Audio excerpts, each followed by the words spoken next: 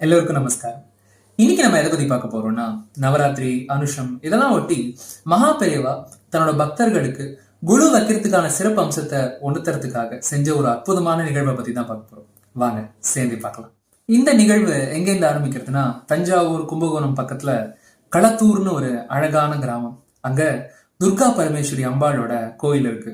அந்த கோயிலோட தர்மகர்த்தா ரொம்ப சின்சியரான ஒரு ஆளு. அதாவது அம்பாளுக்கு செய்ய வேண்டிய நித்திய பூஜை, அதுக்கப்புறம் அந்த அம்பாளுக்கு செய்ய வேண்டிய அந்த தெய்வீக காரியங்கள்லாம் ரொம்ப விமர்சையா செய்யணும்னு எதிர்பார்ப்பாரு. அவரும் அதுக்கேத்த மாதிரி செஞ்சுட்டு இருந்தாரு. அது மட்டும் இல்லாம அவர் மகாபெரிவாவோட பரம பக்தர்.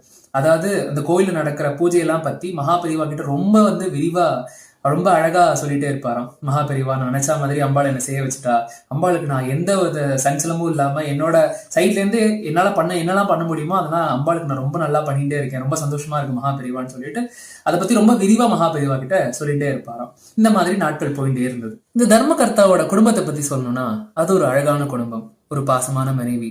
அவருக்கு 8 குழந்தைகள். அதுல 3 பெண் குழந்தைகள், 5 ஆண் குழந்தைகள். ரொம்ப அழகான குடும்பம். அவர் அம்பாள் மேல மிகுந்த பக்தி கொண்டதாலே என்னவோ தெரியல, இதெல்லாம் இப்ப நடந்துட்டு இருக்கிற கொஞ்ச நாள்லயே அம்பாளோட கமலபாதத்தை அவர் அடைஞ்சிடுறாரு. அதாவது கலோக்கியலா சொல்லணும்னா அவர் இறந்து போயிடுறாரு கொஞ்ச நாள்லயே. தன்னோட அழகான குடும்பத்தை நிர்கதியா விட்டுட்டு அப்படியே இறந்து போயிடுறாரு இந்த தர்மகர்த்தா. தன்னோட கணவர் இருந்த வரைக்கும் ரொம்ப சிறப்பா இருந்த ஒரு குடும்பம் சடனா இப்படி ஒரு நிகழ்வுக்கு அப்புறம் ரொம்பவே ஆடி போயிடுச்சு. இருந்தாலும் அந்த பெண்மணி ரொம்ப தைரியமா, பரவாயில்ல நடந்தது நடந்து போயிடுச்சு, இனிமே இந்த குடும்பத்தை நான் தான் காப்பாத்தி ஆகணும்னு ரொம்ப தைரியமா தன்னால என்றவரை என்னெல்லாம் பண்ண முடியுமோ பண்ணி, அதாவது கடன் வாங்கியாவது தன்னோட 3 பெண் குழந்தைகளுக்கும் கல்யாணம் பண்ணி கரை சேர்த்துட்டாங்க. மீதி இருக்கிற 5 குழந்தைகள் எப்படியாவது நம்மளை காப்பாத்திடணும்னு சொல்லிட்டு அவங்க மேல ரொம்ப மிகுந்த நம்பிக்கை வைக்கிறாங்க. அதுல முதல் பையன் தான் ஒரு மாதிரி வளர்ந்த பையன்.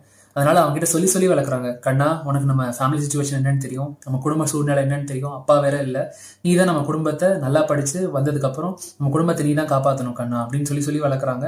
அவன் அப்பெல்லாம் ஓகே ஓகேன்னு சொல்லிட்டு அவனுக்கு அப்புறம் என்ன தோணுச்சோ தெரியல, நான் தானே படித்தேன், நான் தானே என்னோட சொந்த முயற்சியில் உயர்ந்து வந்தேன்னு சொல்லிட்டு ஒரு தலைகணமா என்னன்னு தெரியல, அவன் அம்மா மூலமா என்னெல்லாம் ஆதாயம் வாங்க முடியுமோ வாங்கிட்டு அவன் பாதையை பார்த்துன்னு அவன் மாட்டுக்கு போயிட்டே இருந்தான், அம்மாவை இங்க நிர்கதியா விட்டுட்டு. மீதி இருக்கிற 4 பசங்கள்ல 3 பசங்க அண்ணன் எவ்வழியோ அவ்வழியே நாங்கள் சொல்லிட்டு அண்ணா என்ன தப்பு பண்ணானோ அதே தப்ப கொஞ்சம் கூட மாறாம பண்ணிட்டு அம்மாவை நிர்கதியா விட்டுட்டு போறாங்க.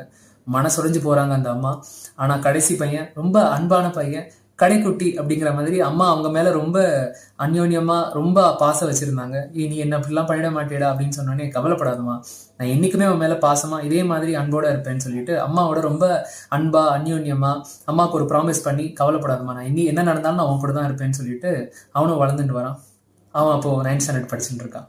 இதெல்லாம் நடந்த கொஞ்ச நாள்லயே நாளுக்கு நாள் அவங்களோட ஃபேமிலி கஷ்டம் ரொம்ப அதிகரிச்சுட்டே போகுது. ஒரு நாள் ரொம்ப மனசுடைஞ்சு தன்னோட கடைசி பையனான ரமணி கிட்ட மனசுடைஞ்சு ரொம்ப அழறாங்க. ஒரு காலத்துல எப்படி இருந்த குடும்பம்டா, இன்னைக்கு இந்த நிலைமையில நிர்கதியா இருந்துட்டு இருக்கே, இதுக்கு ஒரு சொல்யூஷனே கிடையாதா அப்படின்னு சொல்லிட்டு மனசுடைஞ்சு ரொம்ப அழறாங்க. அன்னைக்கு இரவு கனவுல மகாபெரிவர் வராரு. அவங்களோட கனவுல, அந்த கனவுல மகாபெரிவர் சொல்றாரு, என்ன எல்லாரும் என்ன மறந்துட்டீங்களா, உங்களுக்கு யாருமே இல்லைன்னு நினைச்சிட்டீங்களா, ரமணி ரொம்ப நல்ல குழந்தை, அவன் எங்க இருந்தாலும் உடனடியா என்னை பார்க்க சொல்லு அப்படின்னு சொல்லிட்டு மறைஞ்சிடுறாரு. அடுத்த நாள் கார்த்தால தன்னோட கனவை பத்தி ரமணி கிட்ட சொல்றாங்க. ரமணி, நேற்று என் கனவுல என்ன தெரியுமா ஆச்சு, மகாபெரியவர் வந்தாரா அப்படிங்கிறாங்க. உடனே ரமணி, மகாபெரியவரா, அட ஆமாமா, இது எப்படி நம்ம மறந்தோம், மகாபெரியவா நம்மளோட எல்லா பிரச்சனைக்கும் தீர்வு வச்சிருப்பாரு, சரி சொல்லுமா என்னாச்சு அப்படின்னு சொல்லி டீட்டெயிலா கேட்கிறான். உடனே சொல்றாங்க, அது ஒண்ணும் இல்லடா, நீ எங்க இருந்தாலும் உடனடியா மகாபெரியவர் அவர் சந்திக்க சொல்றாரு உன்ன அப்படிங்கிற மாதிரி சொல்றாங்க. அட ஆமாமா, ஆனா அவர் எங்கேயும் வடநாட்டுல இப்ப முகாமிட்டிருக்காருன்னு கேள்விப்பட்டேனே, இப்ப எப்படி அவர் போய் பாக்குறது அப்படிங்கிற மாதிரி சொல்றான். சரிம்மா நீ கவலைப்படாத, அப்படி கொஞ்ச நாள் அவர் எப்படியும் திருப்பியும் காஞ்சிபுரம் வந்துருவாரு, அவர் வந்ததுக்கு அப்புறம் என்னோட முதல் வேலையை அவரை போய் தரிசிக்கிறதா அப்படின்னு சொல்லிட்டு அப்படின்னு கொஞ்ச நேரத்துல 2 பேரும் பேசி முடிக்கிறாங்க. கொஞ்ச நேரத்திலேயே என்ன ஆகுதுன்னு பாத்தீங்கன்னா, அவங்க இருக்கிற வீடு அவங்களோட சொந்த வீடு, மேல ஒரு குடும்பத்துக்கு வாடகைக்கு விட்டுருக்காங்க. கொஞ்ச நேரத்திலேயே மேல இருக்கிறவர் கீழே இறங்கி அம்மா புடிங்கோ, இந்த பணத்தை கொஞ்சம் புடிங்கோ, உங்களுக்கும் ஃபினான்ஷியலா கொஞ்சம் தேவைப்படுறதுன்னு நாங்கள் கேள்விப்பட்டோம், நாங்கள் இப்போ நார்த் இந்தியா டூர் போறோம், அதனால இந்த 2 மாசம் வாடகை உங்ககிட்ட முன்கூட்டியே கொடுத்துடுறோம் அப்படிங்கிற மாதிரி சொல்றாரு. இந்த அம்மாவுக்கு சொல்ல முடியாத ஆனந்தம். அதாவது ஆமா கரெக்டு தான், நீங்க கரெக்டான நேரத்துல தான் எனக்கு கொடுத்துருக்கேள், ரொம்ப தேவையான ஒரு மூமெண்ட்ல தான் எனக்கு இந்த காசையும் கொடுத்துருக்கேள், அது மட்டும் இல்லாம நேற்று என் கனவுல மகாபெரிவாவே ரமணியை உடனடியா எங்க இருந்தாலும் என்னை பார்க்க சொல்லுன்னு சொல்லியிருந்தாங்க. ஆனா மகாபெரிவா வடநாட்டுல தான் முகாமிட்டிருக்காருன்னு கேள்விப்பட்டோம், இப்ப இருக்கிற பினான்சியல் சுச்சுவேஷன்ல எங்களால போக முடியாதுன்னு தெரியும், நீங்களே வடநாட்டுக்கு போறேன்னு சொல்றீங்களே, ஒரு சின்ன விண்ணப்பம், ரமணியும் உங்க கூட கூட்டின்னு போறேலா அப்படிங்கிற மாதிரி சொல்றாங்க. அவங்களும் அதுக்கு அப்படியா, தாராளமா கூட்டின்னு போறோம், எங்களுக்கும் ஒரு பிரச்சனையும் இல்லை. நாங்களே எங்களோட ஆன்மீக சுற்றுலாலாம் வடநாட்டுல முடிச்சுட்டு வடநாட்டுல மகாபெரிவா முகாமிட்டு இருக்காருன்னு கேள்விப்பட்டோம். அவரையும் தரிசனம் பண்றது தான் நாங்களும் ஒரு பிளானா வச்சிருந்தோம். நீங்களும் கேக்குறீங்க, தாராளமா கூட்டின்னு போறோம், எங்களுக்கு ஒரு பிரச்சனையும் இல்லைங்கிற மாதிரி சொல்றாங்க. எல்லாம் நினைச்ச மாதிரி நடந்துட்டு இருக்கு. இவங்களும் ரமணியை அவங்க கூட கூட்டின்னு போயிட்டாங்க வடநாடுக்கு. அங்க போய் மகாபெரிவா தரிசனம் பண்ணலான்னு பார்த்தா அங்க மகாபெரிவா முகாமிட்டு இருக்கிற இடத்துல அவரை தரிசனம் பண்றதுக்கு எக்கச்சக்க கூட்டம். இந்த கூட்டத்துல நம்ம எப்படி மகாபெரிவா பார்க்கறதுன்னு அந்த பையன் ஒரு மாதிரி மனசுக்குள்ளேயே யோசிச்சுட்டு இருக்கான். ஆனா அவங்க கூட இருந்தவங்க சொல்றாங்க, கவலைப்படாத, எப்படியும் உன் டர்ன் வரும், உன் டர்ன் வந்தோடனே மகாபெரிவா கிட்ட உன் குறையெல்லாம் சொல்லு, கண்டிப்பா அவரே கூப்பிட்டுருக்காருன்னு வேற சொல்ற, கண்டிப்பா அவர் உன் குறையெல்லாம் தீர்த்து வைப்பாங்க, கவலைப்படாத, இந்த கியூலே இரு, என்ன ஆனாலும் இன்னைக்கு நம்ம மகாபெரிவா பார்த்துடலாம்னு சொல்லிட்டு அவனுக்கு தைரியம் சொல்றாங்க.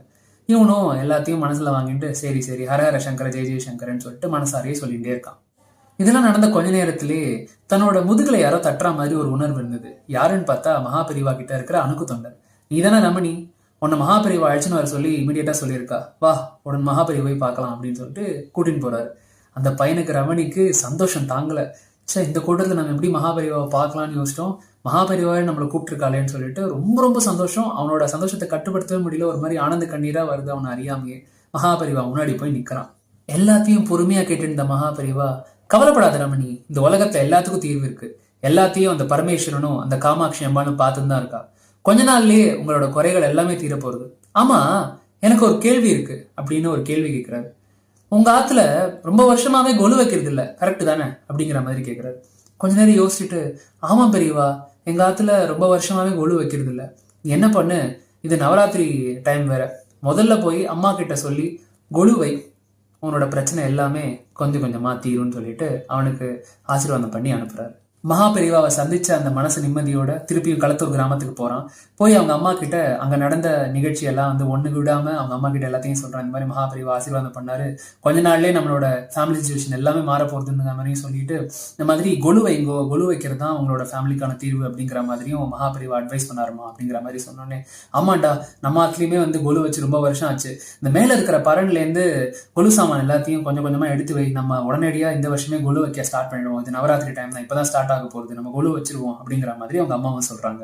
அவங்க நினைச்ச மாதிரி கொலு ரொம்ப அழகா வைக்கிறாங்க, எல்லாம் பெரியவரோட ஆசீர்வாதம் அப்படிங்கிற மாதிரி ரொம்ப மன சந்தோஷத்தோட அவங்க அம்மா சொல்றாங்க.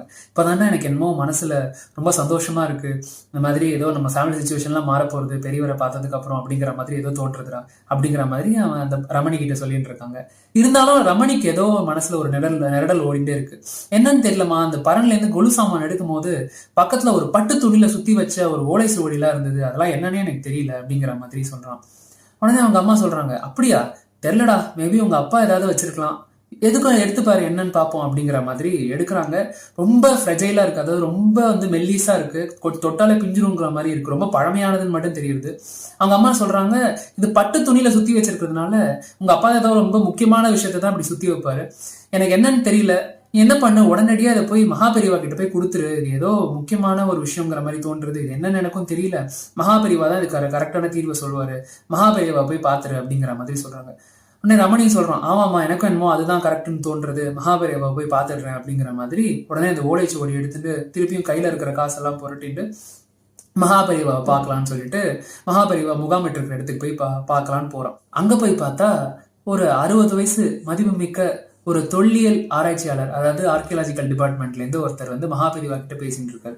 மகாபெரிவா, எனக்கு அது ரொம்ப முக்கியமான ஒரு பொருள், எனக்கு அது எனக்கு எல்லா இடத்துலையும் தேடி பார்த்துட்டு எந்த இடத்துலையும் எனக்கு கிடைக்கவே இல்லை, அது எங்க போச்சுன்னே தெரியல, யாராவது அது ரொம்ப முக்கியமான பொருள், அதோட மதிப்பு தெரியாத யாராவது ஏதாவது தூக்கி போட்டாங்களா, இல்லை நதியில இதில் தூக்கி போட்டாங்களா, இல்லை கிழிச்சு எங்கேயாவது போட்டாங்களான்னு தெரியல, அது ரொம்ப முக்கியமான ஒரு ஓலைச்சுவடி, அது எங்க போச்சுன்னே தெரியல மகாபெரிவா, எனக்கு நீங்க தான் அதுக்கு ஒரு தீர்வு சொல்லணும் அப்படிங்கிற மாதிரி பெரியவா கிட்ட பேசிட்டு இருக்காரு. உடனே பெரியவா இந்த ரமணி அந்த நேரம் பார்த்தா கரெக்டா பெரியவா பார்க்கலாங்கிற மாதிரி எட்டி பார்க்கறான். உடனே பெரியவா, ரமணி வா வா உள்ள வா, உன்னோட விஷயத்த பத்தி தான் பேசிட்டு இருக்கோம் நாங்களும் அப்படின்னு சொல்லிட்டு உடனே சொல்லிட்டு இருக்காரு. ஒரு ரமணிக்கும் புரியல, இந்த பெரியவருக்கும் புரியல, அதாவது இப்ப அந்த 60 வயசு பெரியவர் ஒருத்தர் இருந்தான்னு சொன்னீங்களா, அவருக்கும் புரியல, இதை பத்தி மகா பெரியவர் சொல்றாரு அப்படிங்கிற மாதிரி புரியல. உடனே உள்ளவான்னு ரமணியை கூப்பிட்டதுக்கு அப்புறம் ரமணி எதுக்கு வந்த அப்படிங்கிற மாதிரி மகாபெரிவா சும்மா ஒண்ணுமே தெரியாத மாதிரி கேட்கறாரு. ஒண்ணுல மகாபெரிவா, எங்க ஆத்துல இந்த மாதிரி ஒரு ஓலைச்சுவடி கிடைச்சது, எங்க அப்பா வச்சிருப்பாருன்னு நினைக்கிறேன், இது என்னன்னு தெரியல, அதான் உங்ககிட்ட என்னன்னு கேட்கலாங்கிறதுக்காக எடுத்துன்னு வந்தேன், முக்கியமான பொருள்னு தோணிச்சு, என்னன்னு கேட்கலாங்கிறதுக்காக தான் எடுத்துன்னு வந்தேன் அப்படிங்கிற மாதிரி சொல்றான். உடனே மகாபெரிவா சொல்றாரு, இந்த பாருங்கோ, நீங்க தேடி இந்த ஓலைச்சுவடி இதுதான், இவங்கிட்டதான் இருக்கு, கிடைச்சிருத்தா, கரெக்டு தானே, உங்களுக்கு சந்தோஷம் தானே இப்போ அப்படிங்கிற மாதிரி கேட்கிறாரு. உடனே அந்த பெரியவருக்கு சந்தோஷம் தாங்கல. எப்பா, இதுதான் நான் இவ்வளவு நாளா தேடிட்டு இருக்கேன், இது கரெக்டான சமயத்துக்கு எடுத்துன்னு வந்துட்டு மகா பெரியவா, உங்ககிட்ட நான் இதை பத்தி ஒரு 10 நிமிஷமா தான் பேசியிருப்பேன், உடனே அதுக்கான தீர்வை நீங்க கொடுத்துட்டீங்களே, ரொம்ப ரொம்ப சந்தோஷம் அப்படிங்கிற மாதிரி சொல்றாரு. இதுக்கான ஒரு தொகையை நான் அந்த பையனுக்கு கண்டிப்பா கொடுத்துடுறேன் அப்படிங்கிற மாதிரி சொல்றாரு. அதாவது இதோட தொகை வந்து 2 லட்சம், 2 லட்சத்தை அப்படியே அந்த பையன்கிட்ட கொடுக்குறேன் அப்படிங்கிற மாதிரி மகா பெரியவா கிட்டேயும் சொல்றாரு. உடனே மகா பெரியவாவும் சந்தோஷமா செய்யுங்கோ அவ்வளவுதானே அப்படிங்கிற மாதிரி சொல்றாரு. தான் கிட்ட இருக்கிற அந்த பெரிய தொகையை சின்ன பையன் ரமணி கிட்ட கொடுத்துட்டு அவங்க கிட்ட இருக்கிற அந்த முக்கியமான ஓலைச்சுவடியை வாங்கிக்கிறாரு இந்த பெரியவர். உடனே மகா பெரியவா ரமணியை பார்த்துட்டு, என்ன நான் சொன்னது கரெக்டு தானே, நீங்க கொலு வச்சதுனால உங்களுக்கு கிடைச்ச அந்த அம்பாளோட அனுகிரகத்தை பாத்தீங்களா, இனிமே எல்லா வருஷமும் வருஷம் தவறாம பக்தி ஸ்ரத்தையோட குழு வைங்கோ, உங்க குடும்பத்துக்கு ஒரு பிரச்சனையும் வராதுன்னு சொல்லிட்டு ஆசீர்வாதம் பண்ணி அனுப்புறாரு மகா பெரியவர். குழு வைக்கிறத பத்தி மகா பெரியவா சொன்ன அற்புதமான விஷயம் என்னன்னா, இந்த குழு நம்ம 9 நாளைக்கு வைக்கிறோம். 9 நாளும் அம்பாளை நம்ம 3 விதமா கும்பிடுறோம் அப்படிங்கிற மாதிரி சொல்றாங்க. 3 நாள் அம்பாளை வந்து நம்ம துர்கா தேவியா கும்பிடுறோம், அதாவது தைரியத்துக்காக. அடுத்த 3 நாள் அம்பாளை வந்து நம்ம லட்சுமி தேவியா பாவிச்சு கும்பிடுறோம், அதாவது குடும்பத்துல ஐஸ்வர்யம் நிறைஞ்சு விளங்கணுங்கிறதுக்காக. கடைசி 3 நாள் அம்பாள் நம்ம வந்து சரஸ்வதி தேவியா வழிபட்டு கும்பிடுறோம், அதாவது நம்ம குடும்பத்துல எப்போதுமே ஞானம், கல்வி, கலை இது எல்லாமே வந்து சிறந்து விளங்கணும் அப்படிங்கிறதுக்காக.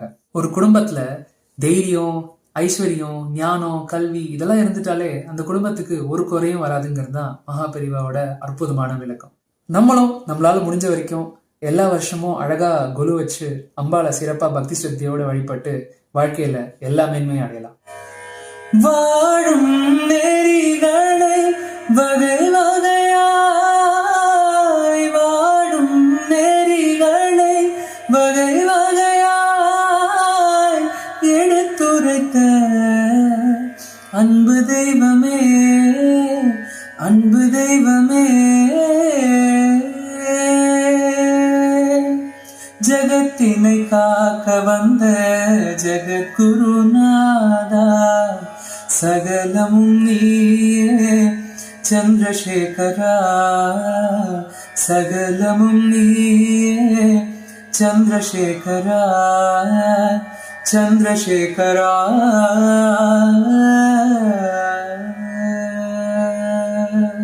நன்றி. மீண்டும் ஒரு நல்ல பதிவுல உங்க எல்லாரையும் நான் வந்து சந்திக்கிறேன். வணக்கம்.